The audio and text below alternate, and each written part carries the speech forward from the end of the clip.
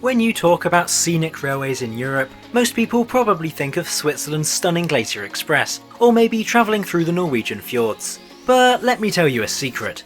This little-known narrow-gauge line in the Balkans might just be better than any other scenic railway in Europe, climbing up the challenging Zlatibor mountains on a railway line that's shaped like an 8. This is an incredible journey through some of Europe's most beautiful scenery, even if the carriages are a little bit dated. So join me as I travel on this little-known route. Thanks to Continental Railway Solution for inviting me and providing tickets for this trip. Hello and welcome back to another video.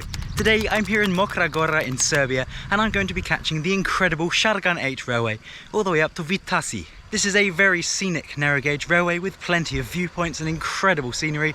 I'm really looking forward to trying this out. Let's go!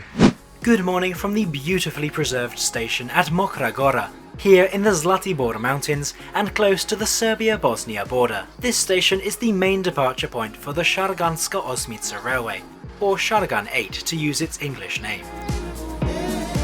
The area has been very well looked after, aiming to capture the nostalgia of narrow gauge rail travel in the Yugoslav era. It features a quirky ticket office in this hut, though I think this LED information screen is a more recent addition. Just next to the tracks in this quaint white building is a restaurant, serving typical Serbian cuisine and of course local traditional alcohol.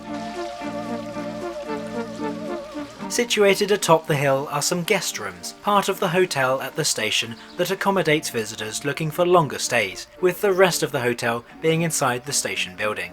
The train for today's journey is a Serbian Type 740, number 303. Built by 23rd of August Works in Romania in the early 1980s, these locomotives are a common design throughout many of Europe's narrow gauge railways. This example received a heavy overhaul just last year too. The Šargan Eight railway has a motley bunch of very basic and old carriages from a wide selection of countries, but I'll be showing you around one of these carriages properly a bit later on. Mokra Gora station is also where these locomotives are maintained, with a depot at the western end in a similar classic style to the rest of the station. There are also steam locomotives here, but unfortunately these weren't running when I visited. Another thing that wasn't running today was the line onwards to Visegrad in Bosnia and Herzegovina. This international section is very sparsely used, with only a few private charter trains running per year, if at all. And lastly, the station features a free museum with a model railway and a detailed history on the area. My highlight was this New Yorker Deluxe car on rails, presumably once used for inspection of the line or as VIP transport.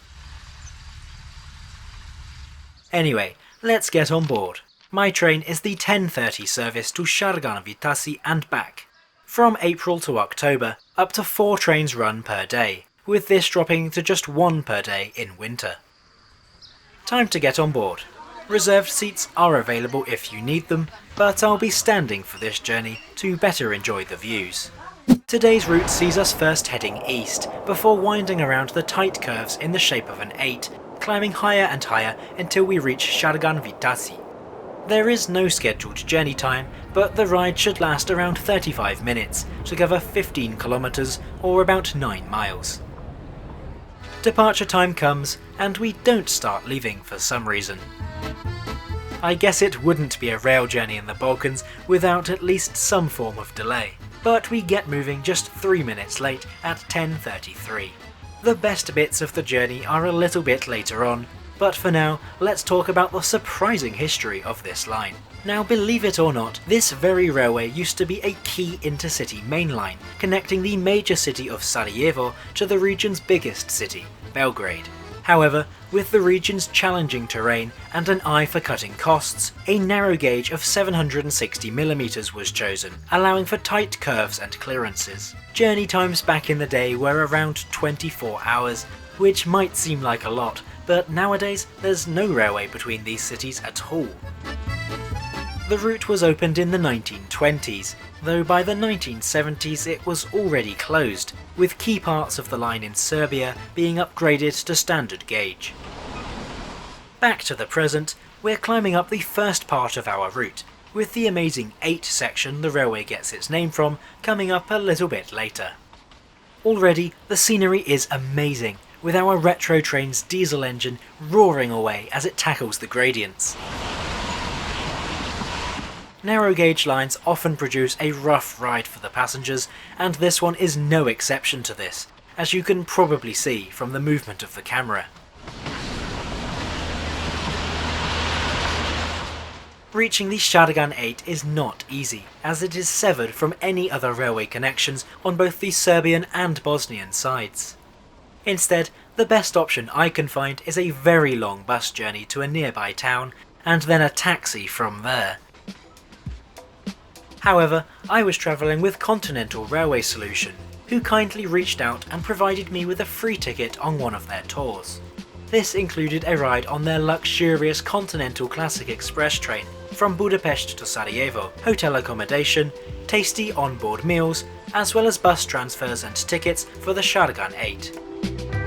You can find a link to their website in the description with all information about their upcoming tours available there. Right, time to look around the interior of this carriage. As you can see, these trains get very busy, so if you want a seat, you'll have to get on board quick. Personally, I spent a lot of time stood on the external vestibule, just next to the gangway between carriages. If you do get a seat, then it will be on a wooden bench, just like this one. It's obviously not very comfortable, but it's perfectly fine for journeys like this, and preserves the authenticity of what rail travel would have been like on this line back in the day. Above the seats, you can find a V-shaped luggage rack, though most passengers don't travel with luggage on this route. The windows can of course be opened, as I'm sure you could probably tell from all my other shots. And there's also whatever this thing is. At first, I thought this might even be a toilet, but it turns out it's just a storage cupboard. No toilets are available on the train. Instead, facilities are provided at each of the major stations. And speaking of stations, this is Golubici. With a population of 0, this station only exists for the incredible viewpoint. Trains heading back down the mountain make a short stop here, allowing people to enjoy the view for a few minutes. Not long later, we approach Iatare. This is the biggest station en route, with a restaurant and souvenir shop.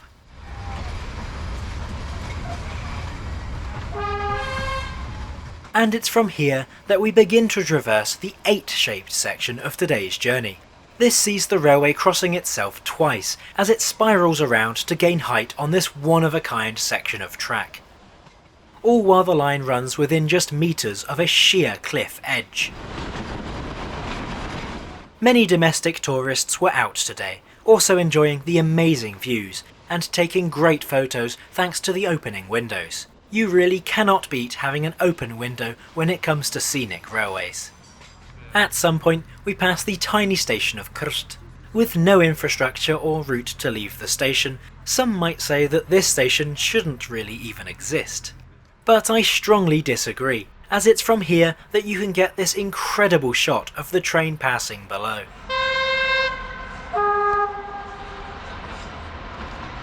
So how much does this journey cost? A return ticket on a diesel-hauled train is 1,200 Serbian dinar. Single tickets are not available, so this is the price you'll pay. This is very expensive for such a short journey in Serbia, but understandable given that this is a preserved railway for tourists with historic significance. Eventually, the steep gradient flattens out, and we approach a small village. This is Šargan Vitasi, the present-day terminus of the line.